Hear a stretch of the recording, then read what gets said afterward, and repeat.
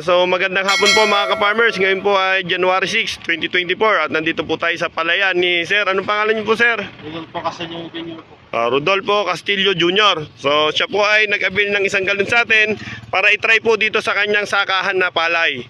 No po. Ngayon po ay kakatanim lang po nito, transplant po. 2 hectares lang kami dito. 2 hectares daw po yung kanyang palaya na sir, yun po, tatry natin yung ating Pulya fertilizer sa inyo pong palayan para mabigyan naman natin. Yun daw po, sana maganda yung ani.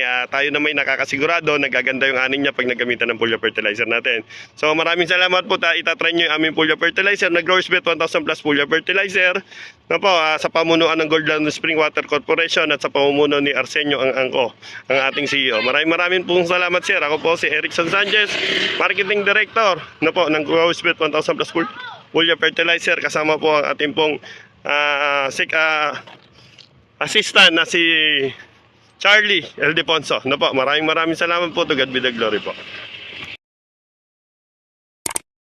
God bless the farmers of this land.